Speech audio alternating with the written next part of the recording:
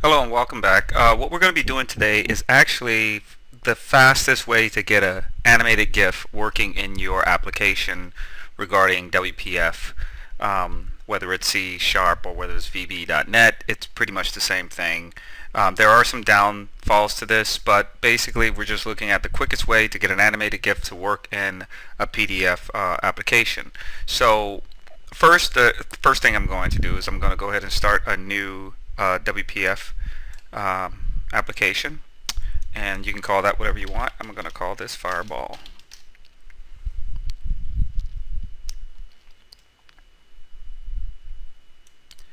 So after this opens up, I want to go ahead and make sure that I get my image. So I'm going to go online. I found this Fireball image online by searching animated GIF Fireball. I can go ahead and save this, which I did.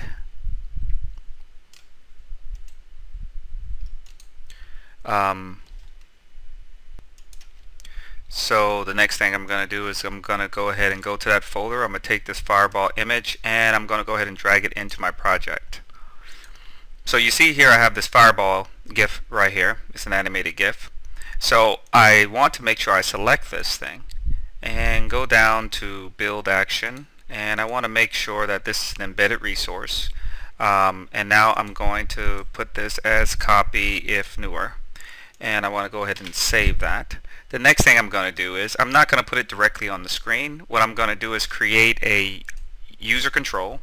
So I go to here and I right click it and then I go add, and I'm going to go to user control right here. This user control will be called Fireball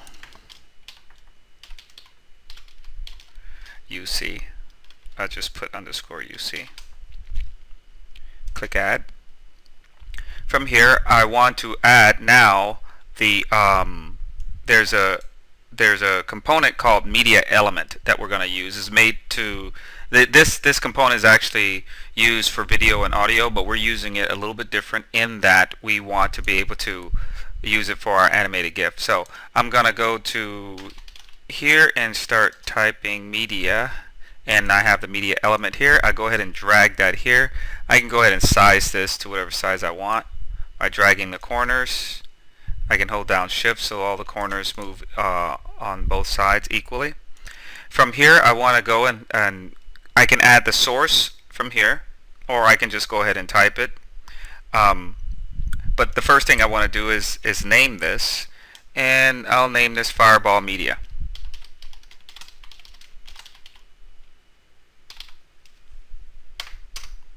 So I have the Fireball Media. It's already sized. And now I want to go ahead and add the source. So like I said, I can add it here, or I can go in here and add the source. So I'm going to click this.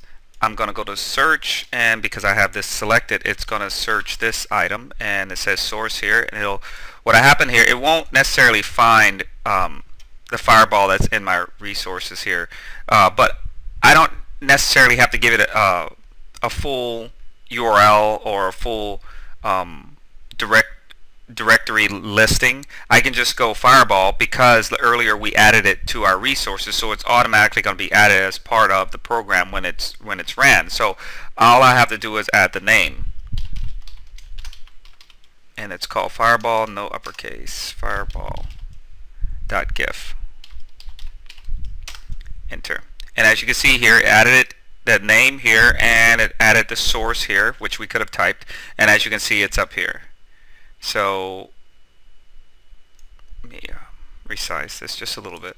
Okay, so now we have this, and now if we want to now add this to the main window, so we're going to come over here to our main window, and basically we're going to instantiate a new Fireball when this form starts up. So first I have to do my sub new, and I'm just going to click enter, and it automatically types the rest of that for me. And then I want to go ahead and create a Fireball user control object. So I'll say dim Fireball as new Fireball user control, and click enter there. I like to do this. And now I'll go ahead and add it. So I'll say me.addChild, and I'm going to go ahead and add this fireball right here. So now when it runs, it adds this fireball user control that we just now created with the GIF that's in there. So let's run it. We have a problem. Let's see what that issue is. Okay, so this happens sometimes, and it's because if you don't remember how this stuff works, sometimes this happens and you won't know what's going on. Right now we have this main window, and we have this user control, which has its own element, and what we were trying to do is add it on top of this grid here.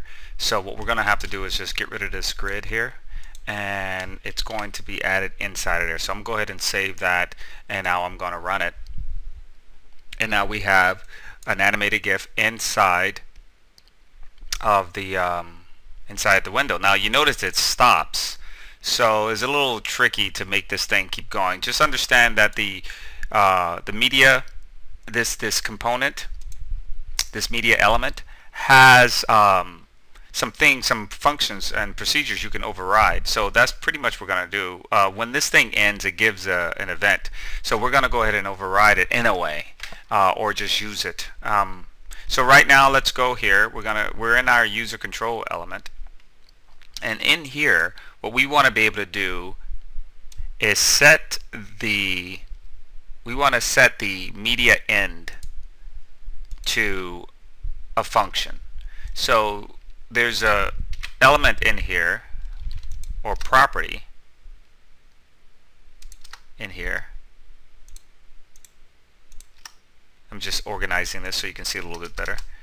There's a property in here called media ended. So if I start typing media, and you can see there ended, and we're going to say media ended, and we're going to give it a function we haven't created yet. Media element underscore media ended. Yeah, okay, so we'll go ahead and do that. And now from here we're going to take the same name. We're going to go in the code behind in our user control here, and we're going to go ahead and create that function. So we're going to say private sub media element ended, and I'm going to go ahead and give that a sender as an object,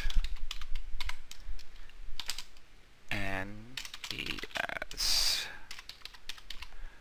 routed event args. And in here, so this is saying, okay, when this media ends, what do I want the player to do? And basically, when the media ends, that means the timer on the media has reached a certain point. So all we want to do is start the timer over. So we're going to say sender.position.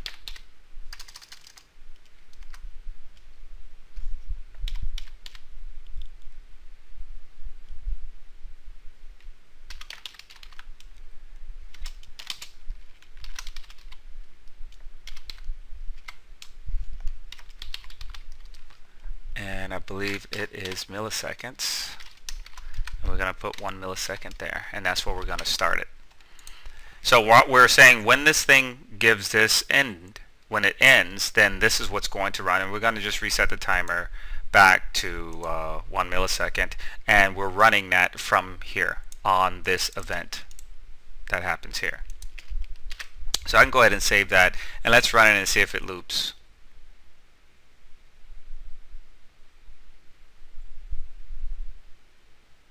And yep, there it is. It loops. In less than 10 minutes, we were able to go ahead and get a GIF and make it go ahead and loop inside the application. And if you want, we can go ahead and make this look a little bit better by changing the background. If we want it, just go here and have that selected and change it down here. Once we do that, I'm going to go ahead and save this, and then I'll go ahead and run it. Now it looks like it belongs there. And we can move this around and all that sort of stuff. Now the disadvantage to this is that you can only have one media element on stage at a time. So maybe you'll use this for your animated GIF for a person running, and then everything else would be pretty much static pictures and stuff that kind of interact with it. You can do that too. So hope this helped you guys out. Talk to you next time.